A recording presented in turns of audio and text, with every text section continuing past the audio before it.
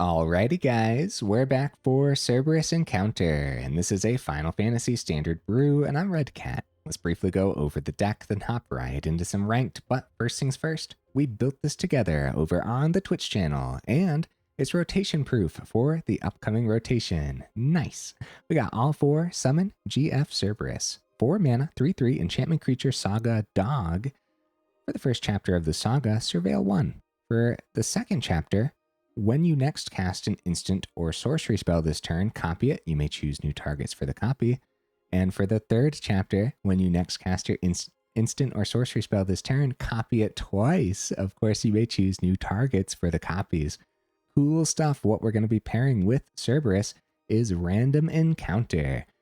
6 mana sorcery. It does have flashback for 6 and double red, which honestly is not going to be unheard of in this deck list in particular.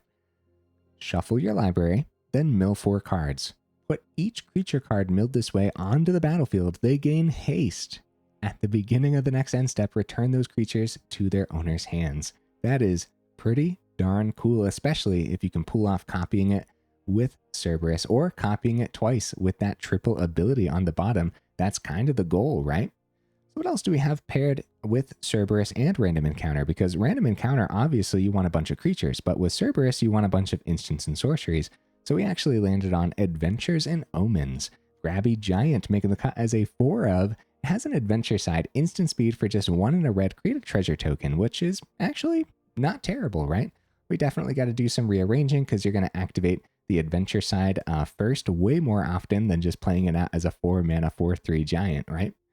So we do have other top-end creatures that we definitely have to do some rearranging for, like Twinmaw Stormbrood. We're actually splashing white in here for this, and not entirely necessary to splash white, but yeah, it's in the mana base. We'll go over the mana base in just a second. 6 mana, 5/4, Flying Dragon. When this creature enters, you gain 5 life, which is a pretty good chunk of life. Now it has an omen here for 1 and a red. Deals 5 damage to target creature without flying at sorcery speed. That's not terrible removal at all, right? So definitely got to do some rearranging for the Omen.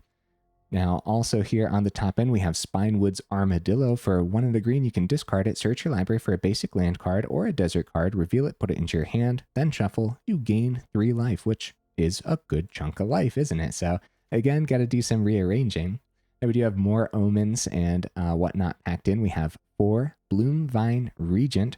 So a 4/5 flying dragon, and whenever this creature or another dragon you control enters, you gain 3 life. Again, a good chunk of life, especially when we have more of those dragons, like Stormbrood is a dragon, and also the Wildling here making the cut as a 2 of as well is also a dragon. And also, when this creature enters, you gain 3 life. So a lot of life gain packed in, hopefully helping us survive long enough to actually pull off some explosive things with the Cerberus.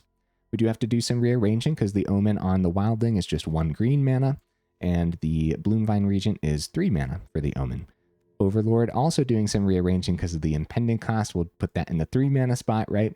And Stormkeld Vanguard is another adventure creature here on the top end. For 1 and a green, sorcery speed adventure, destroy target artifact or enchantment, which honestly, I can't think of a deck list that we don't want to pop some kind of artifact or enchantment in, right? So yeah, especially if it's like an enchantment that's like Authority of Consuls would completely devastate this deck list, right? When we're trying to do a hasty explosive thing with Random Encounter. All right, also here on the top end, we have a couple Craterhoof Behemoths. Should do the thing nicely as a big old creature that we really would love to hit on a Random Encounter, or for that matter, Smuggler's Surprise. Making the cut as a 2 of should be a great in here. We also have a Twinflame Tyrant, kind of a similar concept to the Craterhoof Behemoth, just another explosive creature that's going to be great to hit with the encounter or a Smuggler's Surprise. Also another dragon that works with the Bloomvine Regent ability, right? So the mana base, guys. All right, we have all 4 Thornspire Verge. All these Verge being paired with all these basics should be pretty good, especially when there's so many ways to grab the basics out of the deck list, including all 4 Fabled Passage here as well. We do have a Zanarkand. The adventure side on this isn't going to be terrible to copy with a Cerberus, so the Zanarkand should be pretty cool. And then I told you there was a splash of white in the mana base for the Stormbrood, and that splash is actually coming in the form of deserts. That way we can go ahead and grab those out of the deck list with the Armadillo, which is pretty cool actually.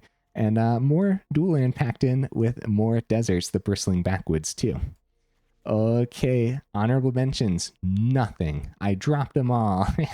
Honestly, there was too much mana over here in the honorable mentions because there was quite a few ways we could have actually put this mana base together. But either way, I do my dandiest to save the more in-depth discussion for the end of the video, so I look forward to that. In the meantime, let's go ahead and take this into some ranked, see how we do.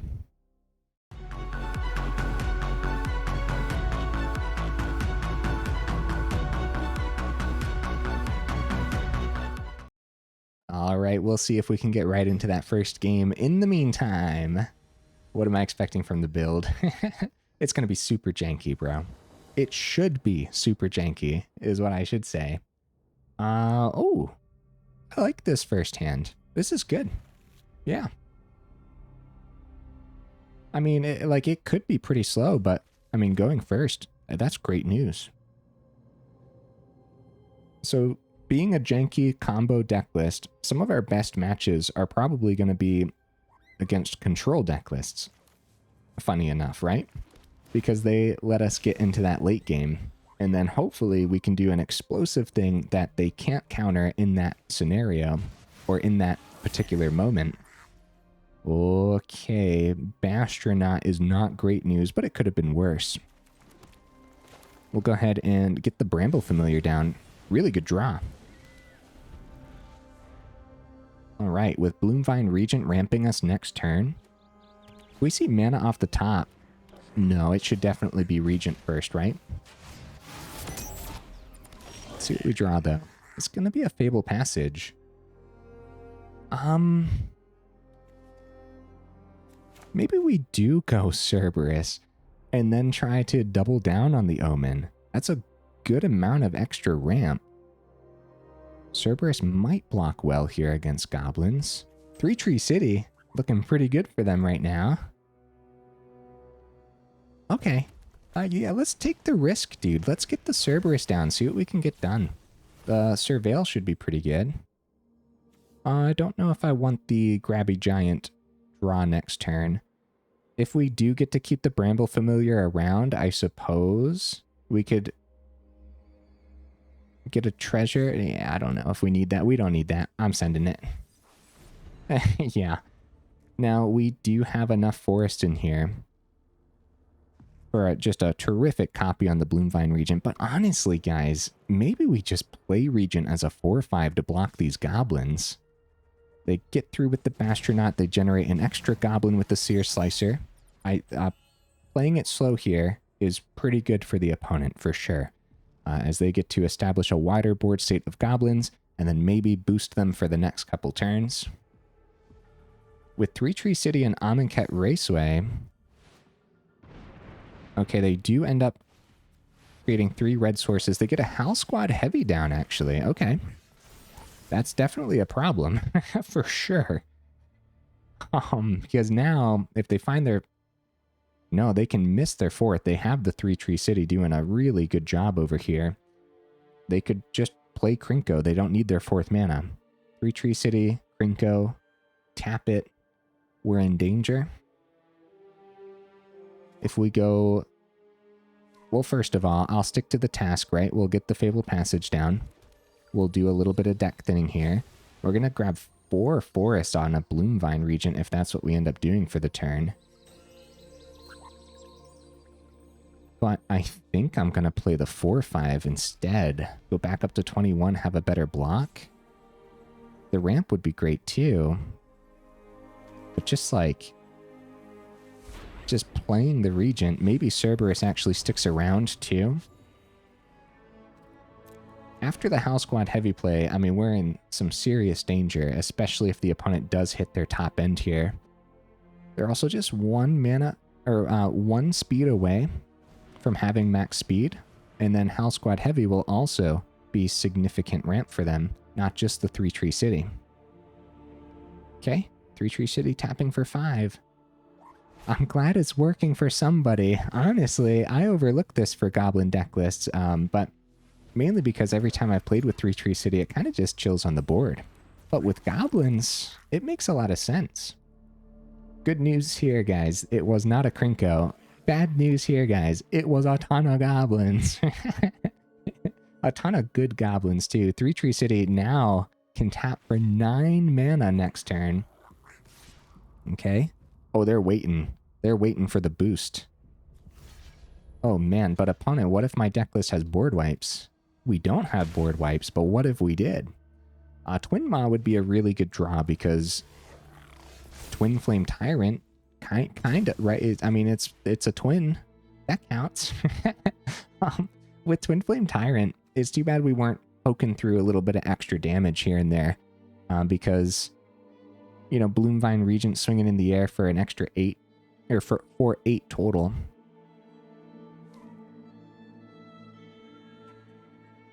All right. I think we die next turn because they plan on boosting the board state, right? I think that's why they didn't swing at all. And so since we're probably going to die next turn, we'll keep our 2 blockers back. If we play the Bloomvine Regent, we'll gain 6 up to 27. But I really want to utilize the Cerberus triple ability. And so that's what I'm going to do. Claim territory. Copy it twice. It's really cool actually, right? Grab all of our forests, the ultimate deck thinning. And ultimate ramp too. Holy cow. If we survive the turn somehow. Oh my goodness. It's really cool. Alright, all the forests are out of the deck list. We still have 3 mana for the Smuggler's Surprise. If we wanted to do the top ability and nothing else though, of course. Alright. We'll see if we survive. We also have the 2 mana ability on the Bramble Familiar next turn, which could be pretty good. Again, if we survive, it could be pretty good. We get the adventure back. We have enough mana on the board now. 4th mana from the opponent, but that doesn't really matter. 3 Tree City tapping for 10. Yeah, last turn, if they swung a little bit more wide, they could have had max speed for the House Squad Heavy. They go ahead, get a 4/4, then they're going to give haste to the 4/4. But luckily, we block really well into the dragon. Still got 1 card in hand, too, guys. I expected them to boost their board state wide, but maybe they don't have it. So we might still have a chance here, especially if they're really cautious with their swings. Gonna go Bastronauts, yep. We could double block a Bastronaut, but I'm pretty sure...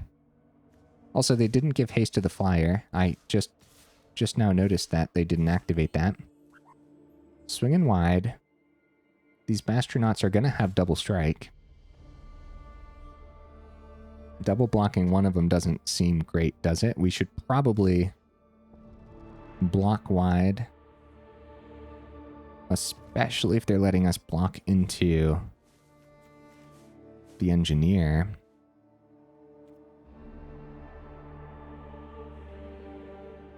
Maybe we do bounce Bramble Familiar back. We could block Grease Wrench Goblin. We'll take 6 here, down to 15. We'll use the Bramble Familiar's ability, discard a forest and bring it back. Then we'll have the option for the adventure. Maybe we can even establish Cerberus first. Could be pretty good. Although taking out a 1/1 could be pretty good too. I say we risk it. Like, we're in danger regardless, and we've been in danger since the House Squad Heavy established, especially without seeing any of our removal. Which, let's be real, there's not too much removal packed into this deck list. They go for dealing 1 damage to the Regent, so I guess they could have a Burst Lightning in hand then too, right? So I guess I'll activate the Bramble Familiar's ability now, instead of just holding them up this whole time.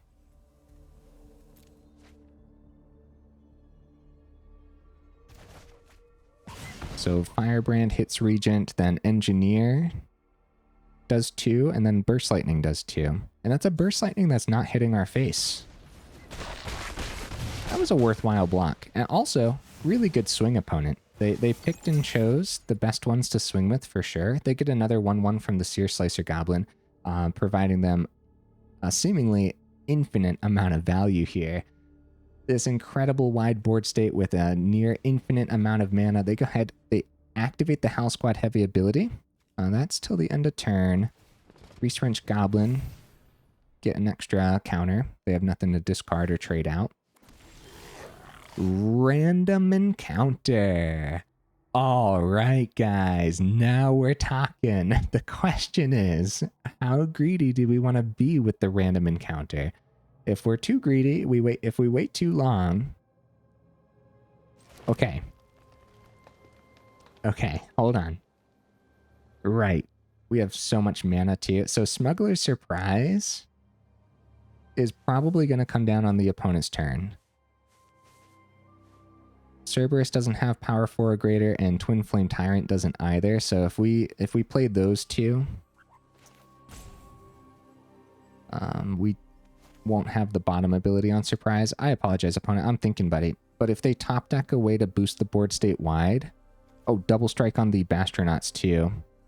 If we go random encounter, we could just miss. Just an incredible miss at that. With Howl Squad Heavy and 3 Tree City boosting, I guess both of the Bastronauts are going to boost well above the range of what we can get done. And with Menace, we'll only be able to block 1 from our 2 creatures. Well, I guess we're doing Smuggler Surprise. I didn't notice I didn't have any extra counters there, guys. Oops. Well, Smuggler Surprise it is, huh? So best case scenario would have been random encounter, somehow find lethal on the milled 4 cards, but there's just no guarantee, especially when Craterhoof Behemoth is the only way to boost those creatures. They do go for the swing. They did not boost the Bastronauts here, guys. Which is probably good news. I guess we can go for the mill. We might find even more. And we might as well max it out too. Max out the Smuggler's Surprise. Howl Squad Heavy is tap to add, so we might actually survive. Up to 2 to our hand. So a second Cerberus is pretty good, right? I guess Armadillo is pretty good too. Now we get to put 2 of these onto the board. Cerberus is 1. And if we want to try to win with the random encounter, I guess Twinflame Tyrant is the other. Although Armadillo could have been pretty good too. Yeah, luckily they did not use the extra mana to go into the Bastronaut, which is just terrific news for us. But they're still so wide here that we're still in a little bit of danger, right? I'll try to block the Sear Slicer with double strike. Wait a minute. Woo, woo. Okay, how much damage is that? I apologize, opponent. Taking my good old time. 4 damage over here, 9 total, 10, 13 damage, right? Please? Please only be 13? Yes! Down to 2. I counted correctly, guys. Holy cow. Send help. All right. Random encounter, all or nothing. Let's do this, buddy.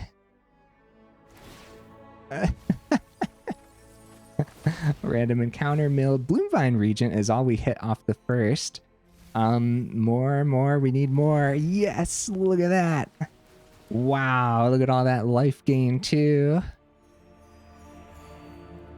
Whoop, buddy. All of that's doubled thanks to the Twinflame Tyrant. Opponent, I apologize for running down the timer this game. Taking my good old time, huh? The good news is, it really worked out for us. The bad news for the opponent is that I think they could have won if they plugged their extra mana into the Bastronaut. Even just one time would have been the last 2 damage, would have been 15 damage instead of the 13 damage. So yeah, we kind of cheesed that, didn't we? We did. At that point, though, the opponent didn't know what was in our deck list, and we passed it back on accident, first of all. The timer ran down, and we actually didn't have any timers saved up. But anyways, it passed back, they didn't know if we were going to have removal in hand at instant speed or some kind of burn or something too. Against goblins, you're tempted to say, well, we definitely need a board wipe in here, right? Something to help us survive. But anything you take away from the combo is going to be a problem. And if you add something like Slagstorm, you're going to pick up your Cerberus and everything too. So there's a lot to consider there. That was crazy, man. I'm glad we were able to get there, but technically, I guess it was kind of sort of the opponents. However you want to think of it, right? Relatively satisfied with the deck list was able to do, though. Alright, let's immediately do some deck thinning here. And we can successfully grab a red source. And not worry about it.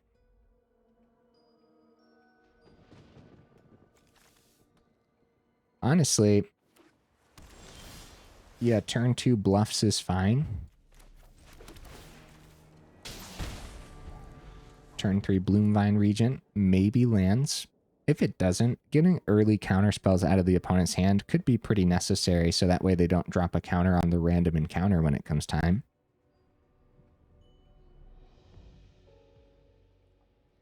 The first game, I can't believe I didn't have timers. I guess it was melting my brain a little bit more than I thought it was. There's a lot of decisions to make, guys. And sometimes when there's these combo style deck lists, it's just like such a bizarre way of playing the game that we're just not used to at all, you know?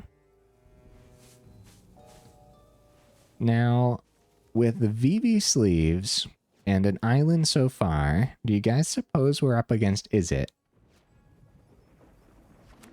No, Dimir. Okay, hey, random encounter's a good draw. Alright, we can get the mountain down. That's what they know about. Let's see if we can get a counterspell out of their hand. If not, Bloomvine Regent landing is really good.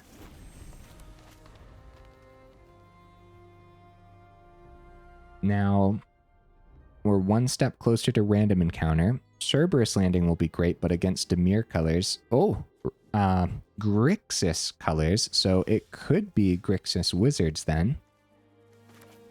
I guess we'll play the forest they know about. No, I would rather the extra mountain source here. We'll see if Cerberus survives. I really doubt it. The opponent hasn't played anything, and they're rocking Dimir colors right now. Verge didn't power up to a red source yet.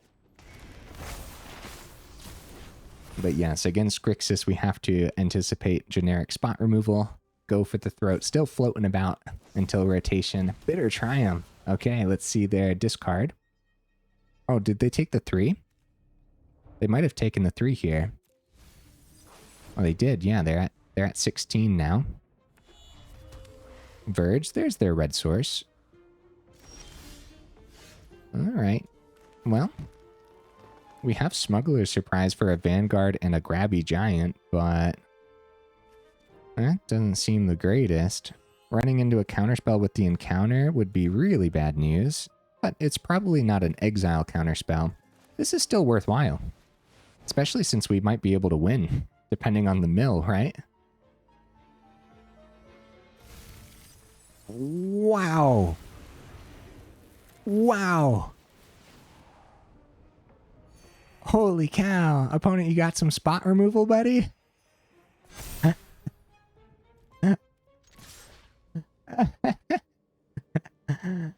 GG, opponent. GG. Wow. All 4 cards hit. I mean, technically the deck list is designed to hit as many creatures as possible, right? With the omens and the adventure creatures and everything. But I mean, that was still pretty lucky. They even just threw the behemoth there for funsies. Thank you, game. I'll take it. I'll take it all day. Holy cow, dude. What even? And then no counterspell too for the encounter was so lucky. Wow. Okay, well, onwards. Grab a red source with the Wildling, no worries. Grab a desert with the Spinewoods if we want the splash of white. Good. This is good. We keep this. Extra life gain is terrific here too. Yeah, no matter what, we grab Red Source on Wildling. Then we can grab the Boros Desert on the Armadillo. And that'll be able to play everything in our hand quite successfully then. Oh, guys, we're 25 minutes in already. Hey, while I have you here in the middle of the video, make sure you check out that description where we do have that Discord link as well as that Patreon link too, if you're interested in joining either of those up or supporting the channel that way. Also, guys, if you like the video, make sure you actually drop it a like. And if you enjoy the channel, then consider subscribing because it really does help out the channel. So thank you, guys. I don't know what a good grab would be here because we have double Cerberus. That's probably not it. Twinmaw is our only source of removal, and that can pop the bat. So it's probably Twinmaw. Although they could be terrified of us actually getting late enough to a random encounter. Especially when we have double Cerberus in hand. They do take one of the Cerberus, actually. And Thornspire Verge is pretty good. Right, so... Oh! Deep Cavern Bat has flying. Oh! Yeah, that's why they didn't take Twinmaw. Right, so they don't know what this card is, so we'll still try to do everything on their turn with the Armadillo. So it's a pretty slow start, but extra life gain and everything, and actually a beautiful mana fixing. All right, stock up. See what they grab here. Next turn, I suppose, because they're tapped out. But they swing down to 19. We'll go back up to 22. Grab that Boros Desert. There's nothing on turn 3 right now. Any of these deserts actually works, honestly, but this is totally fine. More mana's pretty bad. But we have turns for days, huh? With the opponent only having a 1/1 and being at 22. Turns for days. Deep Cavern Bat, no! Why, Deep Cavern Bat? Why? I think it's the other Cerberus. Yeah, that completely tempos us out, takes away our turn. Unless we actually top deck something really good. Starscape Cleric, guys, we have found the flaw with our removal. We have found the fatal flaw. All right. We have 2 more turns to get to the 6 mana for the encounter, and the opponent knows. Oh! Crap. Dude. Well? We're in danger? All of their cards have flying. All right, good game, opponent. Good game. Also, even if they didn't have flying, this Omen side is sorcery. Yeah, speaking of combos, we just got comboed out. Without an instant speed removal that could actually hit something. Now, I suppose I would have fallen for it either way. If Stormbrood Omen actually hit one of the Deep Cavern Bats for some reason, right? If Deep Cavern Bat didn't have flying, that'd be weird, first of all. But if it didn't, if we were able to pop one, we still would have run right into that. Because, yeah, sorcery speed. What are we going to do about the 5/5? I probably wouldn't have hit the Starscape Cleric because I would have fallen right into the trap of hitting the bat to get the Cerberus back, right? So, yeah. I think we were in danger either way. Even if we found more removal, there's nothing we were going to do against all those flyers. So we just needed to get more established and a little bit faster. So I guess early ramp, we had terrific mana fixing, right? But actual early ramp would have been better. And try to do things a turn sooner. Maybe Bramble Familiar. Bramble Familiar against a mirror probably would have been picked up. Early ramp, Grabby Giant is a 4 of in here too. The early treasure ramp should be really good. We'll give it a shot. As long as we see more mana off the top. There we go. Beautiful. We'll show that we have a mountain over the forest. Into plains. Ooh, Bloomvine. Third Plains, Caretaker's Talent. No, Voice of Victory. Still, Caretaker's Talent style deck list, huh? Alright. Cerberus. Cerberus dies to get lost so easy. Maybe we just go Stormbrood. Get rid of Voice before it does too much damage to us. Maybe we ramp with the Bloomvine Regent, actually. Keep the treasure around. That seems pretty good to me, man. Especially with it being significant deck thinning, too. It really helps what we see on the random encounter, right? Like ripping 2 lands out of the deck list and then replacing itself with a big old chunky creature that we'd love to hit with the encounter is just so good. 4th mana from the opponent. Yeah, we're actually ready for the random encounter. I'd love the Cerberus to survive, but we might as well just play random encounter and hope that it does enough, and then play it again next turn too, when we actually play the 6th mana. Significant ramp here, 2 turns in a row. Gives us a pretty early random encounter. Archangel Elspeth. Okay, it gives him a good chump blocker, which could be significant. We get the forest that they know about down. It'd be so good to get Cerberus. It'd be so good to get the double and triple. But I'm positive it's going to die. But how positive? How positive am I? You can fly in. Yeah, we'll try it next turn. We'll see what we see on random encounter. I'm going to try to take care of that Archangel Elspeth. Oh, can't be blocked by creatures with power 2 or less. Goodbye, Archangel Elspeth.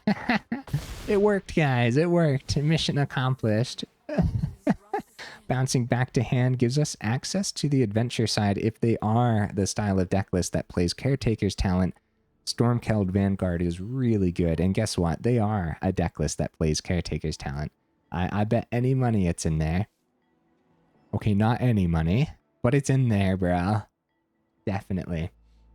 So 6 mana next turn, we can play the other encounter, try to hit a little better. 3 land that time was pretty bad, but Vanguard was pretty good too. Being able to hit that Elspeth was no joke. Getting around their chump blocker.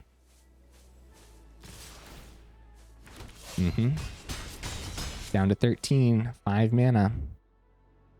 They would have played Caretaker's Talent before combat, right? Unless they have another token gen in hand. Well, Caretaker's Talent level 2 can copy a warrior. They'd much rather copy the soldier though, since it already comes in with lifelink. At 21, we could just go random encounter, try for the victory, depending on if they get any chump blockers. They're going to draw on the Fountain Port, see what they do for 2 mana here. It's going to be Carrot Cake. That's pretty good. They do get a chump blocker down, so it's less likely that we'd have 21 damage. Alright, we can do some deck thinning with the Fabled Passage. We might as well grab the red source.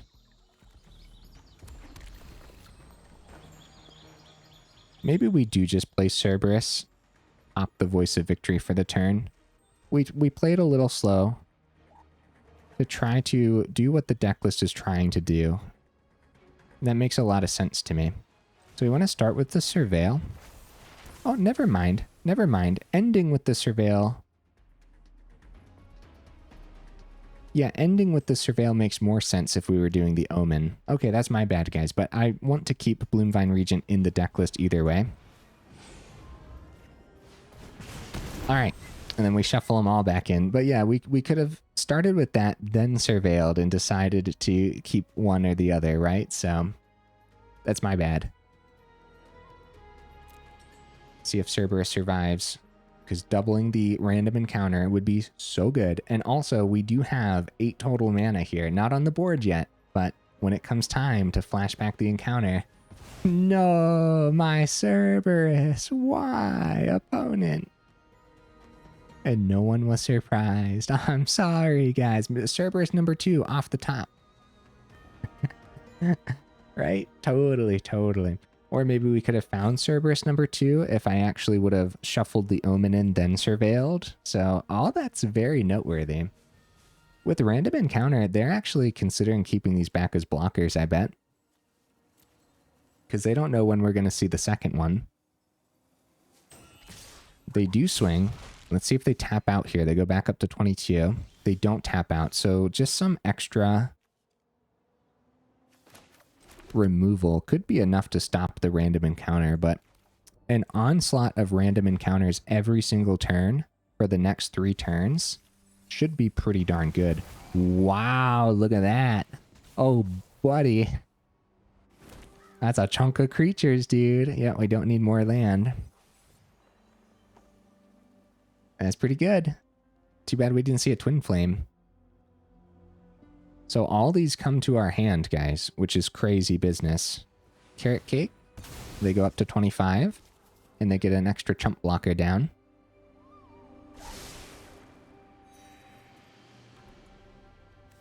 Still have 2 mana open. Are they going to save a Get Lost or another piece of spot removal for an actually established creature, or are they going to pop something now? It'd be worthwhile popping it now, since they're coming back to hand and we have so much mana to play them all out anyways. And we're definitely going to try to get the Cerberus down. They do go for the Get Lost. Yep. Makes sense. All right. They go chump onto a Giant. 7 gets through down to 18. And all of them come back to hand. That's pretty cool, man. It's cool. It's really cool, actually.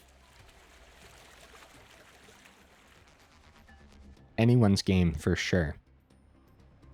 Because it's only a matter of time until an opponent finds their Caretaker's talent. Well, I guess we're ready for the Caretaker's talent. Another Cerberus. Wow. Okay. I'm going to take the turn for setup, guys. Cool setup, too. Like, I'm going for it. Surveillance Cerberus number 1. Craterhoof Behemoth. I guess I wouldn't mind drawing that next turn. I don't want to send it. I'd much rather have picked it up with the encounter, but... And I guess I won't pop the map tokens. Let's see what the opponent does here. Yeah, full setup with 2 Cerberuses. Now a board wipe could happen, I guess. If we fall into a block, and Elspeth Smite would be pretty bad. Double Elspeth Smite would be even worse if we full blocked with our Cerberus. They got 3 cards in hand. They go for some soldiers. Again, missing the Caretaker's talent. It's actually probably pretty rough for the opponent because that's probably their main card draw. Outside of Caretaker's talent, Enduring Lay Down Arms and Caretaker's talent. Hi, okay, there they go. They go for a copy then on a soldier. So I guess with all those chump blockers, it's probably still worthwhile going random encounter because we're gonna double it.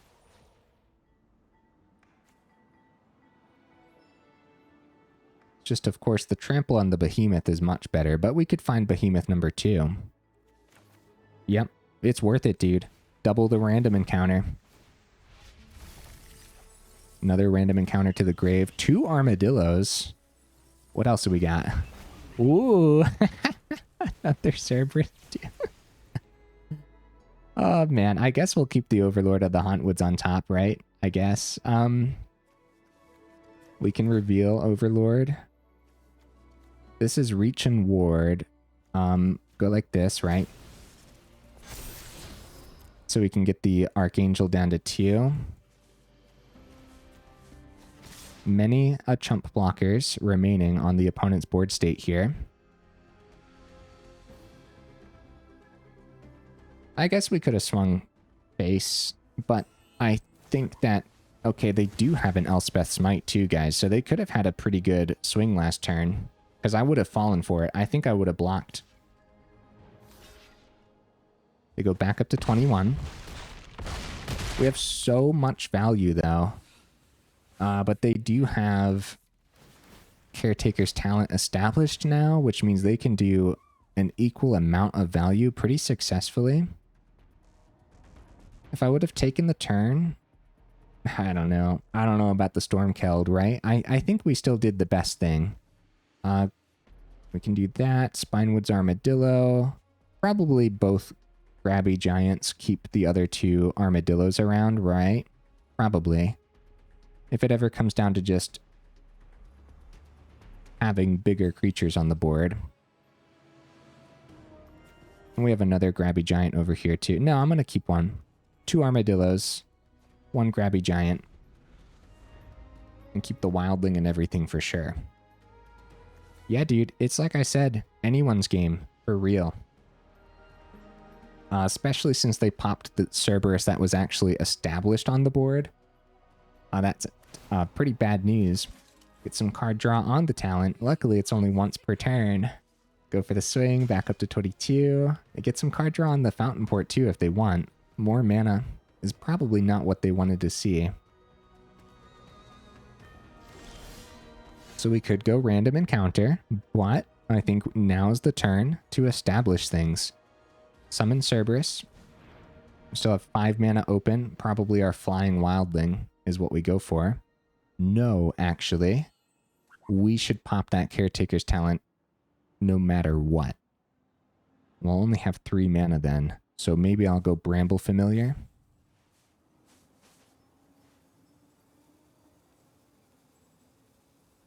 Armadillo can do some deck thinning, so maybe I should have done some of this beforehand. Maybe we should have went like Wildling. See, I planned on playing the Wildling though, is the problem. So pretty tough decisions, actually. But no matter what... Okay, I guess I want Bloomvine in the deck list. No matter what, we have to do this. Pop the Caretaker's Talent for sure. I still like that we established the Cerberus, though. That's still really good to me. Fountain Port. Yep, they start with some card draw here with a fishy. Yeah, Caretaker's Talent had to go. And it's only a matter of time until they find the second one.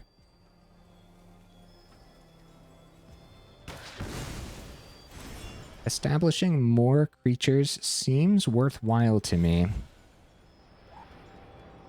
So we'll get the Bramble Familiar.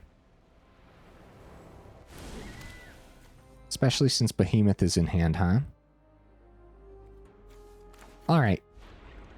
It's too bad I didn't start with this and then went the Surveil again, so that's the second time I did that, but that's okay. It's totally fine.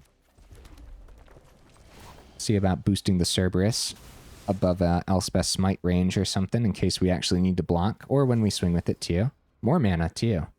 25 cards remaining in the deck list, and we have thinned the deck list pretty thin, right? I think so. They go for Sacrificing Fishy, more card draw. They have 5 cards total in hand. The Battle of Midrange. Even though I don't really know if we're a mid-range deck list. We like being in that mid-game, but... Alright. 3 chump blockers on the board. I think we still go for the double random encounter, right? 3 mana open after the fact.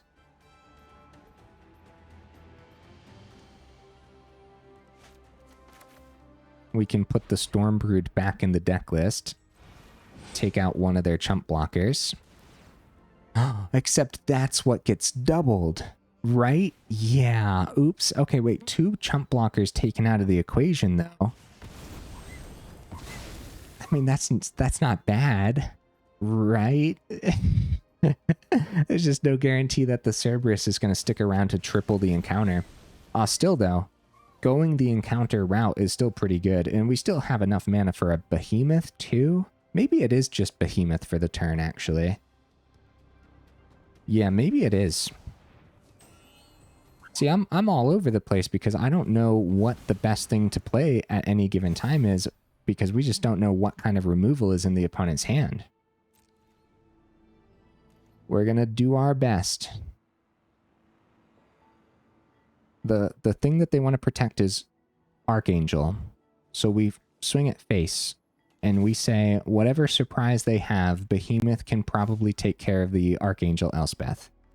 And if they had like spot removal, they'd want to hit Behemoth over Cerberus. If Cerberus sticks around, we have the random encounter for next turn potentially being tripled, which is seriously no joke. We could have swung 2 things at Archangel Elspeth, but yeah, it's such a value card for them right now. See what we can do with the map token here, see what's on top. Twinflame Tyrant's a good draw, but we would have much rather hit it with the random encounter, but that's fine. We keep it on top either way. Yeah, Cerberus doesn't stick around next turn, but if we can get the triple ability, I mean, this will be a beautiful way to wrap up the video if the opponent lets us actually keep Cerberus. With no blue, we don't have to worry about the counterspell on a random encounter. No, Cerberus is out of the equation. And actually, at least we still got the damage through with the Cerberus. That was an instance where the opponent did the same thing we did. They didn't know exactly what the end of their turn was going to look like, and so ended up taking an extra 6 damage because of it. So we have 6 mana after establishing the Twinflame Tyrant. We're still in a lot of danger with the Archangel Elspeth. It's just been an absolute menace. But I think just getting things onto the board... I mean, almost all of their Get Lost are out of the deck list. They only got like 1 remaining. So much spot removal over there, guys. And speaking of spot removal, the Ward 3 on the Armadillo is pretty good. So just establish creatures, worry about random encounter next turn. That makes a lot of sense to me. And don't really have to worry about chump blockers, so we might as well tap the Familiar. See what's on top with the map token.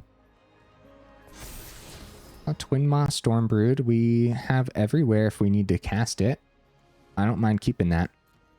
Especially it gets rid of one of their chump blockers. And we have 11 mana on the board. So we do have 8 for the encounter and 2 for the Stormbrood when it comes time. They go card draw on Fishy. Create another Fishy. Yeah, both of us have so much mana to do so much. Oh, they just go for more card draw too. Probably looking for a board wipe then is what I'm imagining. If they're digging that deep with the Fountain Port. 2 lay down arms, 3 get lost, and an Elspeth Smite. Been picking apart.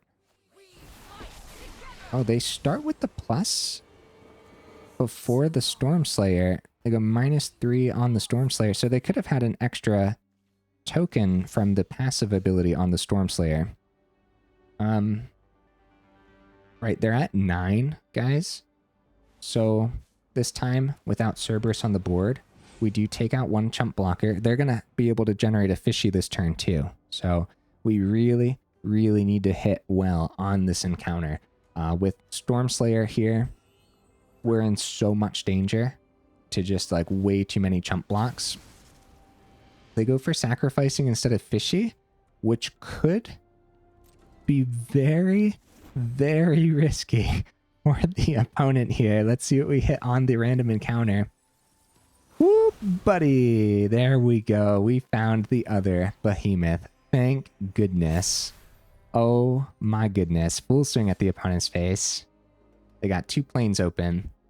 We also could have activated a map token. I don't think it matters since we hit the other Behemoth. Thank goodness we hit the other Behemoth. As far as random encounter goes, I mean, this deck list seems pretty fine-tuned to hit really well off the random encounter. It's like I was saying earlier. I mean, we deck thinned beautifully, didn't we? With and we surveilled extra land, I'm pretty sure, too. 1, 2, 3, 4, 5, 6, 7 land in the grave. And 11 lands on the board.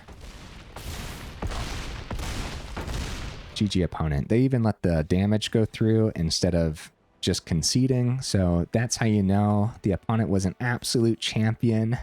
Thank you, opponent. Thank you.